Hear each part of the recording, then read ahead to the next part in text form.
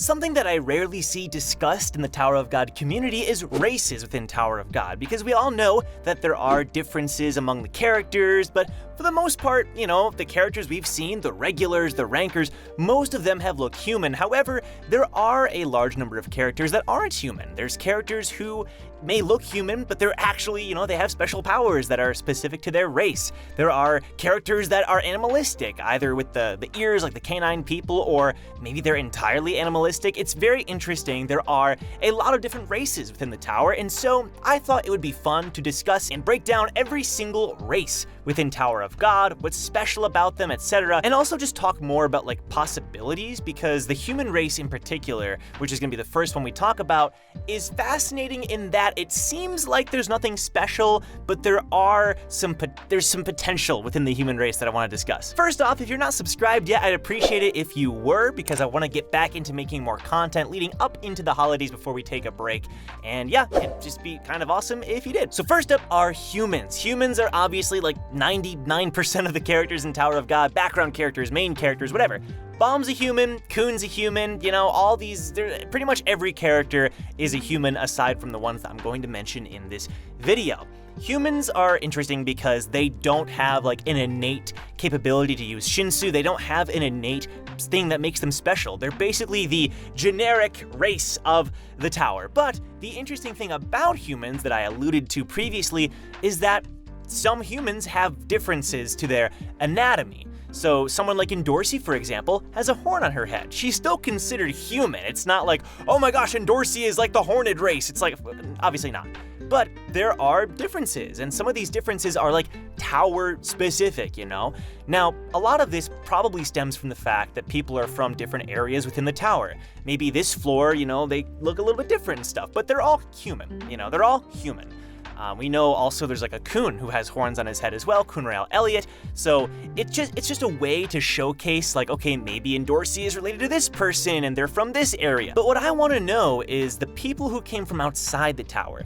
They were not the first ones, right? For example, Jihad or Edwan. They weren't the first ones to inhabit the tower. They were the first ones to enter from the outside in recorded history, which makes me wonder how related are, the Coons and the Haas to the native residents of the tower, the people who were living there already. It's an interesting topic, and it makes me wonder, are humans that special and maybe we just don't realize it? I'm not sure. Then we have the Red Witches and the Silver Dwarves. I have a whole video on this if you want to check out my video on guides right here. But Red Witches essentially have red hair, red eyes.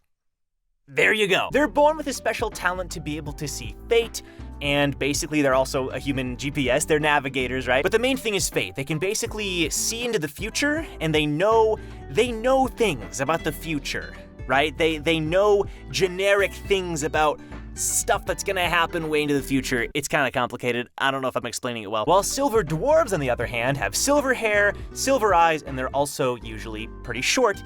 And they see immediate futures, like crossroads, right? So Evan, for example, during the steel eel test on the first floor with Bomb, he was able to determine he knew the way that Bomb could win. And Bomb did it.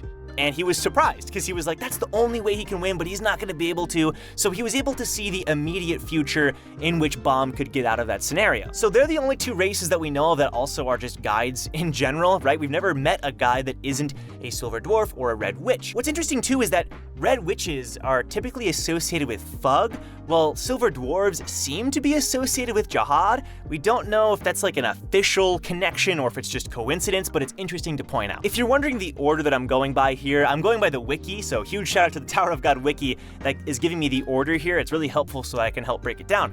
So then we have the Gueda race. Okay, this is a weird one. We've only met one character who's from this specific race, and that is Paul Belkron, everyone's favorite character. Also, no, it's not the canine Paul, although I just realized there's two Pauls in Tower of God. This is a different Paul who was met during the workshop battle. He fought against Rak and Iwa. The ability of the Gueda race is that they can absorb fire. They're fire breathers, right? He can basically swallow flame. They live near volcanoes. It's pretty crazy, right? But the thing is, they can still get hurt by flame. Iwa's flame was strong enough that she was able to singe his body and defeat him. Rak grabbed his mouth and Iwa was able to defeat him because he couldn't swallow the flame, right? He can swallow it, but he can still get defeated by it. So it's an interesting ability, but like if it's that specific, I'm not sure if we're gonna see more of these guys, but it's canon to Tower of God. Then we come to the Canines, which I mean, this is a whole nother discussion. I'm not gonna talk much about the Canines because I'm sure you know most of the facts about the Canines, but they're an artificial race. That's the main thing about the Canines. They're artificial. They're not natural. They were created probably by the workshop, and basically you can turn people into canines. And there is an ability within Doom and within Doom's father where you could turn people into canines, and depending on that person's strength, you're basically transformed into one of 3 different tiers. There's the canine lords, who are very human looking, you know, they're basically human, but maybe they have a tail or they have ears or whatever. And that's of course Doom, Paul, and Yama and all them. They're canine lords, they're the strongest. Then there's the mutts. They look like humanoid dogs. They have the dog face and everything. They're not as strong, but then you have the combat dogs, which are a little bit different as well. The combat dogs can be created separately. I don't even think you need to turn a human into a combat dog. I could be wrong about that though. I can't find the passage that talks about that. I'm pretty sure they just create them because canine or combat dogs, they look like dogs, humanoid dogs, but they don't have free will. They're basically kind of like robots where you can just tell them what to do and command them, and that's all they live for. They don't really have emotions or feelings. Then you've got data humans. I'm not gonna spend a lot of time because it's a very complicated thing, and we all know who data humans are. They're the people from the hidden floor, you know, and the whole mirror thing was set up by Jihad, and essentially it's this floor where you can leave your data there. It's a past version of yourself that lives on, and it has free will. You know, it thinks for itself. It's still restrained, of course, to its coding, and it's basically a computer. You think about it as a computer. It's specifically restrained to its coding, but like it can still think and act for itself. For example, like young Jihad was tainted by older Jihad and like told how to act, and so he kind of developed differently than what young Jihad was, but then was able to revert back to how he was before and grow as a person near the end of the Hidden Floor arc. That's all. I mean, there's different kinds of data humans as well. We even saw that there's like, you know, the big breeders and everything, but that's a whole other thing because you can basically avatar into there and create your own avatar, and that's a whole separate thing. The Cocoon race, I mean, they're basically humans, but they wear gas masks essentially so that they can survive on the 49th floor. They speak a different language, which is interesting, and Evan knew their language, which was kind of surprising and kind of interesting, but there's nothing that special about these guys. I'm assuming they look pretty human under the mask. They did treat Devi's race badly, the Dooney tribe, which is why Devi, when he gained the Yon Flame power, went crazy and wiped out most of their race. So there you go. I'll just get those out of the way too. The Dooney race is the pig-like race. Devi's the last one. When he dies, boom, the Doonies are done, unless they also exist on other floors. But this shows you that like floors have cultures, you know? Like the 49th floor culture is the Cocoon tribe and the Dooney tribe and the Fluffy Dwarves. And the Fluffy Dwarves are not humanoid looking at all. They're basically little gelatinous, cute little dudes, and they were actually kind to the Dooney race and to Devi specifically. So there you go. This was a weird mini arc in Tower of God. The rabbit race, or the rabbit ear race, basically, you know, Shiashia's race. And we've only met Shiashia and then the unnamed other female rabbit that fought Bomb during one of those tests. But all we really know about them is that they, for some reason, are collecting money. They're obsessed with money. Some of them are associated with Jihad, or they seem to be. But then again, Shiashia was working for Fug. I don't really know. I mean, I hear different things about the race. All that's really confirmed from like facts and from the chapters is that they clearly, for some reason, want money for their tribe. For some reason. I don't know. We don't know more than that. I had a theory that maybe they're connected to Yasracha, but doesn't seem to be the case, but they want money, so we don't know why. I'm hoping this is a plot point that's continued, but we haven't seen Shiashia in quite a while, so we'll see. One of the newer races that we got to know recently was the Rashong race. I'm not gonna go into the whole history, but the Rashongs, it's the whole backstory of Haracha. Haracha was one of Yasracha's, you know, assistants, or one of his, like, you know, assistant commanders or whatever. I'm not gonna go into that whole story, but they're lazy. ungrateful. They have markings on their face, and they kind of seem like they're the worst, but at the same time, it's not their fault. It's complicated, man. It's complicated. I'll make a whole video on them someday. But they're extinct. As far as we know, there's not a single other Rashong out there unless SIU wants to bring one back or something, but I doubt it. I think they're gone. RIP, rest in peace. Okay, the native one. So, the native ones, I should say. There was a native one who split himself into 5 pieces. I'll make a whole video on this as well. This is just a brief, little breakdown of every race. But the native one is fascinating because Rak apparently is a descendant of the native one, but he has his own race, which we'll get to. So it's very interesting. There's like the rock native ones, the fire, nature, water, and I don't know, something else. It's hard to make out here.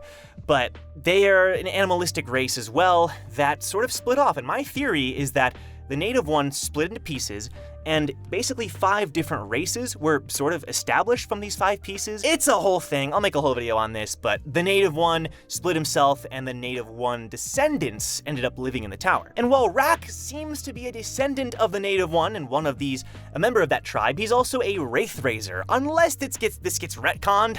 Who knows, if SIU decides to retcon this, but as far as we know, the Wraith Raisers are a tribe or a race that lives in the tower, and all they do, they're crocodile-looking creatures, and all they do is hunt turtles. And that's why Rak thinks everyone else is a turtle. He thinks they're all prey because the only things that existed near them or where they lived were the Wraith Raisers and turtles. So, the hunters and the prey. They're also very large, and they're very adept at hunting in Shinsu, so that's worth pointing out. Okay, then there's the Don tribe. They're also called the Poly-eyed race, I think, in the line translation, but you've seen them before. They're typically background characters in Tower of God. The big, burly dudes with multiple eyes around their head, commonly seen like cooking and like as chefs, helping out as employees in the tower, but also, there's been regulars as well who were a part of the Don tribe who were climbing. We saw some with Kim Lurker, there was one on the 2nd floor with Bomb, so they're very frequently seen. There's also one with Hockney, I remember, near the Hell Train or near the Floor of Death, so the Don tribe is seen pretty frequently in Tower of God. Also, Lulu, one of the 10 bosses on the Name Hunt Station, was also a very small part of the Don tribe, or a very small individual, because typically they're very large. But they're interesting, when I think of Tower of God races, I actually think of these guys, because when we met them, it was the first time it was like, whoa, fantasy creature, or a fantasy humanoid creature in Tower of God. It's kind of cool. And last but not least, as far as like fully intelligent creatures go, as far as races in the tower, we're not talking about Shinwei, are the administrators, the guardians. And ironically enough, they look like giant Shinwei. They look like giant fish creatures, Their role in the tower is to serve as the guardians of their floors. They are responsible for the testing process in the tower. Of course, Jihad ended up climbing and beating all their tests, and he established his own testing system, which still works in conjunction with them, but they have like contracts with them. It's complicated. It's a whole thing. I made a whole video on the guardians here. You can click the card, the administrators, right? But ultimately, they are the gods of the tower, aside from the 10 family heads and everything. And the only one who doesn't fit into this visual look for the guardians that we've seen is Hedon. And it's because Hedon is the primary guardian. He's the ruler of the 1st floor and the caretaker of the tower. He is like a race all on his own. Even though he's technically a guardian, telling you, man, there is something going on with Hedon. Well, there you have it. Those are the intelligent and, the somewhat humanoid or intelligent, let's stick with that, species in Tower of God, the races, I should say, of people that climb and exist and rule. Very interesting stuff. Human is the one that I feel is interesting because it's like Bomb is a human. Sure, Cocoon is a human. But like, what kind of human are they? Like, who are they related to? What are their origins? Like, if you looked at Bomb's family tree, like, where does he belong? Because some people existed in the tower already, some of them entered from the outside. That's what's interesting to me, Human goes deeper than just human, which I think is really cool. I hope you enjoyed the video. If you did, leave a like and subscribe like I mentioned before. Also, the new episode of Towers and Gods was insane. Just insane, like no words. You gotta check it out. It was full of a lot of drama and a lot of character development. Check the link down below. I think you'll enjoy. With that being said, I will see you in the next Tower of God discussion video. Take care.